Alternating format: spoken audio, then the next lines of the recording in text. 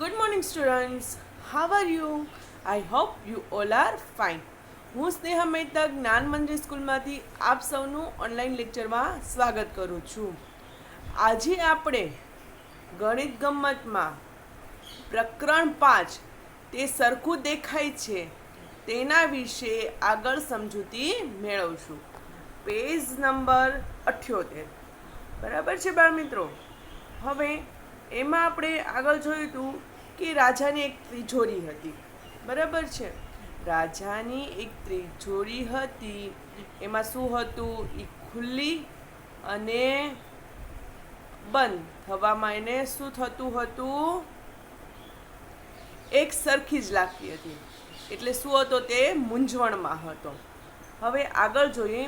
એક દિવસ રાજાની હોશિયાર પુત્રીએ તેને એક યુક્તિ સમજાવી. શું સમજાવી? યુક્તિ સમજાવી, જે તેને ખૂબ જ ગમી. હવે રાજા ક્યારેય મૂંઝાતો નહોતો. તમે અનુમાન કરી શકો છો કે તે યુક્તિ શી હતી? રાજાની પુત્રીએ રાજાને તિજોરીના હાથમાં પીળા રંગની ધાર પર એક ટપકું કરવા કહ્યું કે પીળા રંગની ધાર પર એક ટપકું કરો.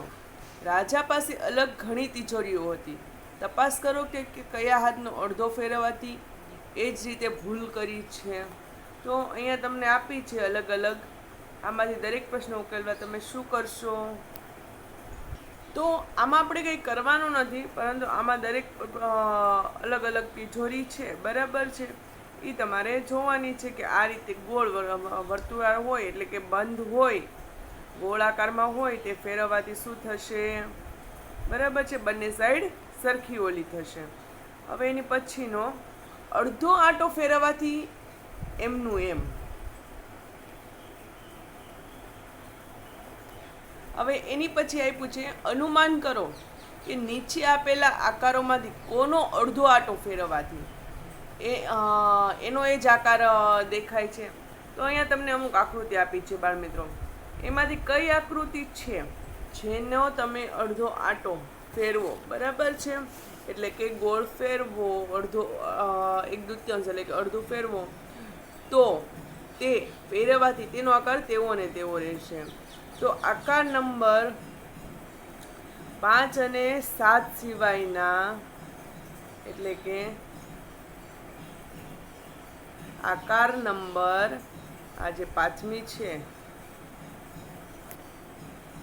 અને 7મી છે, બરાબર છે, એની સિવાયના બધા આકારો ફેરવવાથી બધા આકારો એમનેમ રહેશે. તો બધા આકારો સામે તમારે નીચે સાચું કરી નાખવાનું છે. એની સિવાયના, બરાબર છે, કે આ બધા આકારો ફેરવવાથી શું થશે? આકાર તેવો ને તેવો દેખાશે. તે બતાવવા તમારે માટે અઘરું છે. જો હા, તમારું અનુમાન ચકાસવાનો એક રસ્તો છે. તમે તેને કેવી રીતે કરી શકો તે આપેલા છે. કોઈ પણ એક આકાર લો. બરાબર છે. એક કાગળ પર હવે કોઈ પણ એક આકાર લો. એક કાગળ પર તેને અંકિત કરી લો. શું કરી લો? અંકિત કરી લો. હવે તે આકારને અંકિત રેખા પર રાખી તેને અડધો આંટો ફેરવી જુઓ. તે આકાર તેની અંકિત રેખાને ઢાંકે છે કે નહીં જુઓ. આ શું છે બાળ મિત્રો? તમારી એક્ટિવિટી છે. આ તમારે કરવાની છે. હવે મહાવરો. અંગ્રેજીના મૂળ અક્ષરોમાં એવા કયા અક્ષરો છે જેનો અડધો આંટો ફેરવવાથી મૂળ અક્ષરો દેખાય છે? બરાબર છે. તો અહીંયા તમારે લખવાનું છે HINOSX અને Z. બરાબર છે. આ બધાનો અડધો આંટો ફેરવવાથી મૂળ અક્ષરો એમના એમ જ દેખાય છે. બરાબર છે. હવે એની પછીનો પ્રશ્ન નંબર 2. નીચે દર્શાવેલા કયા અંગ્રેજી શબ્દનો અડધો આંટો ફેરવતા એનો એ શબ્દ વચાય છે? તો જો, એક તો આ બરાબર છે, MOW, બરાબર, માવો. પછી છે આ, પછી છે આ, અને એક છે આ. એક ખાલી આનો જ નહીં થાય, બાકી આ બધાનો થશે. બરાબર છે. એ બધાને આટો ફેરવતા એના એ શબ્દ વચાય છે. તો તમારે આ ચારેયની નીચે ખાલી ટીક કરી દેવાનું છે ને અહીંયા ચોકડી કરી દેવાની છે. બરાબર છે. ઓકે. હવે એની પછીનું 0 થી 9 સુધીના અંકોને અડધા આટામાં ફેરવો. તેમાંથી કયા મૂળ અંકો જેવા દેખાશે? કે તમે અડધો આટો એનો ફેરવો તો એવા ને એવા રહેશે. એવા કયા અંકો છે? તો લખો અહીંયા 0, 1 અને 8. બરાબર છે. 0, 1 અને 8. પછી છે 2, 3 અને 4 અંકવાળી સંખ્યાઓના વિશે વિચારો. જેને અડધા આટામાં ફેરવતા એની એ જ દેખાય છે. 2, 3 અને 4 અંકવાળી સંખ્યાઓ વિશે વિચારો. જેને અડધા આટામાં ફેરવતા એના એ જ દેખાય છે. ઉદાહરણ તરીકે જો તમને અહીંયા આપ્યું છે 1, 11. બરાબર છે. તો 2 અંકની બીજી સંખ્યા કઈ થશે? તો બાળ મિત્રો,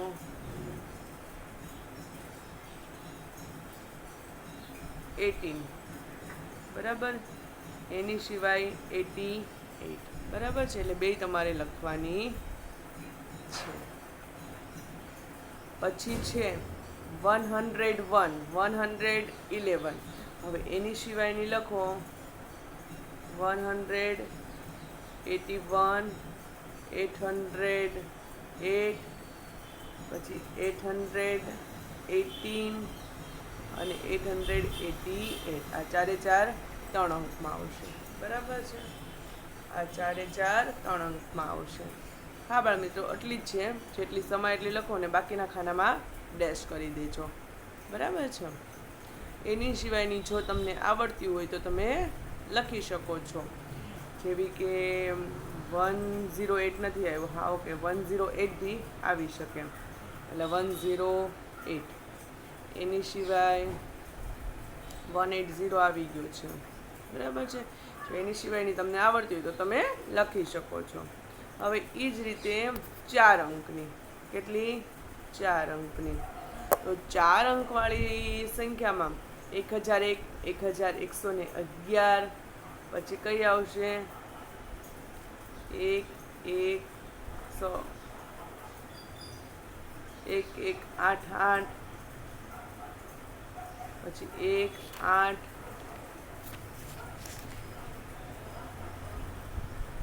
8, 1.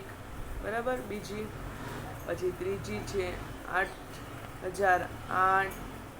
પછી 8, 1, 1, 8. પછી 8, 8, 8, 8.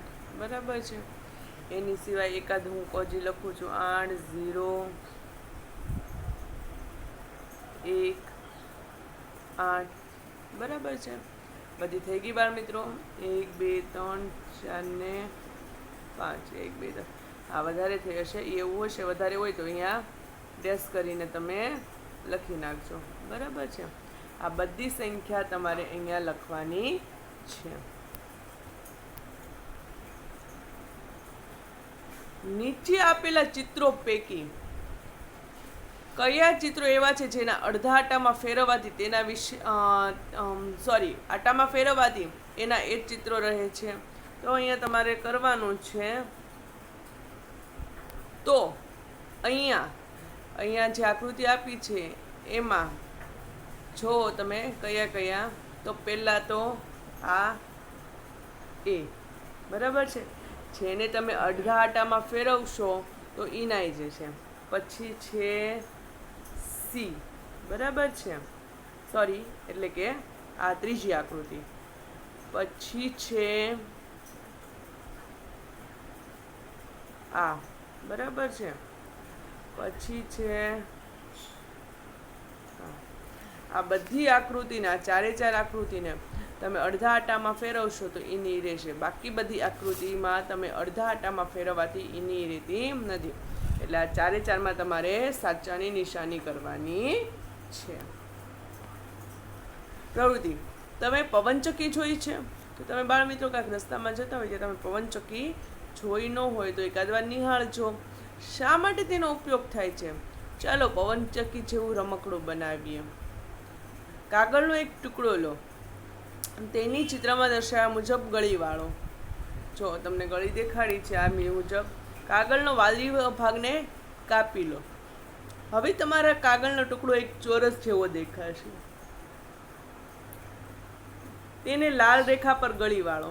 કઈ રેખા પર ગળી વાળો? લાલ રેખા પર. પછી ગળી ખોલો. ચિત્રમાં દર્શાવ્યા મુજબ કાગળ પર એક વર્તુળ દોરો. વર્તુળ સુધીની લાલ રેખા કાપીને કાગળ આના જેવો દેખાશે. એક ટાંકણી લઈ ચિત્રમાં દર્શાવ્યા મુજબ ખૂણાના કાણા પાડો. હવે કાગળના ખૂણાને એવી રીતે વાળો કે બધા કાણા એકબીજાને પર આવે. ટાંકણીથી બધા કાણાથી પસાર કરી દાંડી પર લગાવી દો. તમારી પવનચક્કી તૈયાર છે. તેને જોઈ દોડો અને જુઓ કે તે કેટલી ઝડપથી ફરે છે. આ તમારી બાળ મિત્રો એક એક્ટિવિટી છે જે તમારાથી જો થાય તો તમારે આવી રીતે બનાવવાની છે. તમારી પવનચક્કી એક ચતુર્થાંશ ફેરવવાથી પહેલાં જેવી દેખાશે. તેને અડધી ફેરવવાથી તે પહેલાં જેવી દેખાશે.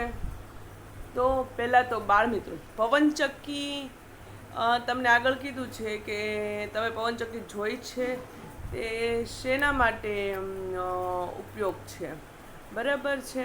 તો જો તમે જોઈ હોય, બરાબર છે, તો તમારે અહીંયા શું લખવાનું છે? હા. હવે તેના દ્વારા વીજળી ઉત્પાદન કરી તેનો પાણી ખેંચવાનો પંપ, દળવા માટે ઘંટીમાં, સ્ટ્રીટ લાઇટમાં વગેરેમાં ઉપયોગ થાય છે, બરાબર. હવે કહે છે કે તમારી પવનચક્કી એક ચતુર્થાંશ ફેરવવાથી પહેલાં જેવી દેખાશે. તો કે હા. અહીંયા શું લખવાનું છે તમારે? હા. તેને અડધી ફેરવવાથી પહેલાં જેવી દેખાય છે. તો કે હા. જો તમે પવનચક્કીને અડધી ફેરવો એટલે તેને 2 વખત એટલે કે એક ચતુર્થાંશ થાય, બરાબર છે ને? કેટલા વખત? 2 વખત ફેરવો એટલે એક ચતુર્થાંશ થાય. એટલે તેને તમે અડધી ફેરવો તો પણ તે કેવી દેખાય? પહેલાંની જેવી. હવે એની પછીનું ચોથા ભાગમાં ફેરવો. આ પંખાને એક ચતુર્થાંશ ફેરવવાથી પહેલાં જેવો દેખાશે, બરાબર. અહીંયા તમને ફેરવ્યા પહેલાં અને એક ચતુર્થાંશ ફેરવ્યા પછીની આકૃતિ આપી છે. તો હા, દેખાય છે ને? Same to same. તો અહીંયા શું લખવાનું છે? હા. જુઓ, આ છે પંખાને, એને એક ચતુર્થાંશ એટલે કે ફેરવ્યો એક ચતુર્થાંશ, તો એ કેવો દેખાય છે? પહેલાંની જેવો. હવે એની પછીનું હવે કહે છે કે આ પંખો પણ એક ચતુર્થાંશ ફેરવવાથી પહેલાં જેવો દેખાશે. પીળા ચોરસમાં દોરો, બરાબર છે? આમાં તમારે દોરવાનો છે. પરંતુ આ પંખો એક ચતુર્થાંશ ફેરવાથી પહેલાં જેવો દેખાશે નહીં. તો અહીંયા લખવાનું છે કે ના. શું કામ નહીં દેખાય? બરાબર છે. તો જ્યાં એક ચતુર્થાંશ ફેરવવાથી પંખાની વાદળી રંગની ધાર છે ત્યાં પીળા રંગની ધાર આવી જાય છે, બરાબર છે? કેવી ધાર આવી જાય છે? પીળા. એટલે અહીંયા તમારે દોરવાનો છે આ રીતે, બરાબર છે? પણ અહીંયા તમારે શું કરવાનું છે?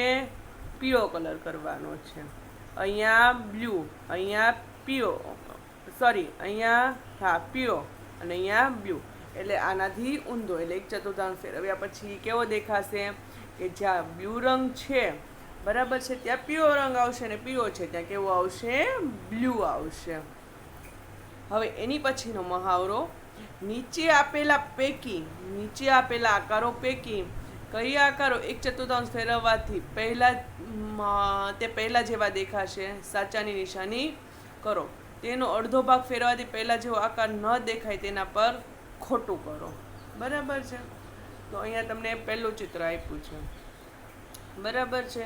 તો તેનો ભાગ, બરાબર, એક ચતુર્થાંશ ફેરવવાથી પહેલાં જેવો દેખાશે. તો અહીંયા તમારે લખતું જવાનું છે કે જેમ કે કીધું છે કે એક આને અહીંયા નીચે લખો, 1/4 ફેરવવાથી પહેલાં જેવો દેખાશે તો કે નહીં, ખોટું. અને 1/2 ફેરવવાથી પહેલાં જેવું દેખાશે નહીં, એટલે કે ખોટું. આ પહેલાંની નીચે આટલું લખવાનું છે. પછી એ જ રીતે બીજામાં એને 1/4 ફેરવવાથી પહેલાં જેવું દેખાશે તો લખો નીચે 1/4 ફેરવવાથી પહેલાં જેવું દેખાશે નહીં. જોઈ લો તમે. અને 4 વાર ફેરવો તો પહેલાં જેવું દેખાશે, ચતુર્થાંશ અને 1/2 ફેરવવાથી દેખાશે. જો આ ભાગ નીચે આવી જાય ને ઓલો ભાગ ઉપર આવી જાય એટલે એ દેખાશે, એટલે કે સાચું. બરાબર. હવે એની પછીનું ત્રીજી, ચોથી, પાંચમી ને છઠ્ઠી. તો ત્રીજામાંય તે બરાબર છે, ત્રીજાની આકૃતિ તે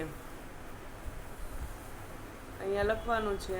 આ ત્રીજી આકૃતિ 1/4 ખોટું, બરાબર છે. અને 1/3 તો ખોટું. 1/3 ફેરવવાથી પણ એના જેવી દેખાશે નહીં, બરાબર. પછી ચોથી આકૃતિ છે આ, એ 1/4 ફેરવવાથી પણ એના જેવી દેખાશે અને 1/2 ફેરવવાથી પણ એના જેવી દેખાશે, બરાબર છે. પછી છે પાંચમી આકૃતિ, એ 1/4 ફેરવવાથી 1/4 ફેરવવાથી બરાબર છે એના જેવી દેખાશે નહીં, પરંતુ 1/2 ફેરવવાથી એના જેવી દેખાશે. પછી છે આકૃતિ નંબર 6, બરાબર છે. એ તે 1/4 ફેરવવાથી એના જેવી દેખાશે અને 1/2 ફેરવવાથી પણ તેના જેવી દેખાશે. આ તમારે બાળમિત્રો નીચે લખતું જવાનું છે આ રીતે કે 1/4 ફેરવવાથી એના જેવી દેખાશે અને 1/2 ફેરવવાથી પણ એના જેવી દેખાશે. એને સાચું કરતું જવાનું છે, બરાબર છે. પછી છે આકૃતિ નંબર 7, તો એને પણ 1/4 ફેરવવાથી તેના જેવી દેખાશે નહીં અને 1/2 ફેરવવાથી દેખાશે. હવે છે આકૃતિ નંબર 8માં, બરાબર. તો એને તે 1/4 વ્હીલ છે, એટલે ગોળ છે, એટલે એને તે દેખાય છે 1/4 ફેરવવાથી પણ દેખાય છે અને 1/2 એટલે કે અડધો આંટો ફેરવવાથી પણ દેખાય છે, બરાબર છે. આ રીતે તમારે તમારા પાઠ્યપુસ્તકમાં કરતું જવાનું છે. આપેલા આકારોનો અડધા આટામાં ફેરવવાથી નવો આકાર તેવો જ મળે છે, તે રીતે બદલો અને પ્રયત્નો કરો. તો બાળમિત્રો, આ આકૃતિ છે એનો અડધો આંટો ફેરવવાથી નવી આકૃતિ થશે. પણ આ જે પ્રશ્ન છે, બરાબર છે, એ હું તમને સ્વાધ્યાયપોથીમાં જ્યારે PDF મોકલીશ ત્યારે સ્વાધ્યાયપોથીમાં પ્રશ્ન છે એ આપીશ, બરાબર. એમાં આકૃતિ દોરેલી છે, એ રીતે જોઈ અને કઈ રીતે તેનો અડધો એટલે કે 1/2 આંટો ફેરવવાથી કઈ રીતે આકૃતિ થાય છે એ તમારે પછી અહીંયા દોરી લેવાની છે, બરાબર છે. જ્યાં જગ્યા તમને દેખાય ત્યાં દોરી લેવાની છે. પરંતુ ક્યારે? જ્યારે હું સ્વાધ્યાયપોથીમાં PDF ગમે ત્યારે મોકલીશ ત્યારે. આ પ્રશ્ન તમે બાકી રાખજો, બરાબર છે બાળમિત્રો. આ પ્રશ્ન તમારો બાકી રહેશું, કારણ કે આમાં દોરવી ફાવશે નહીં. હવે અત્યાર માટે આટલું જ બાળમિત્રો. આગળનું આ જે ચેપ્ટર છે, બરાબર છે, એ આપણે આગળના વિડીયોમાં જોશું. Thank you. Have a nice day. Bye bye.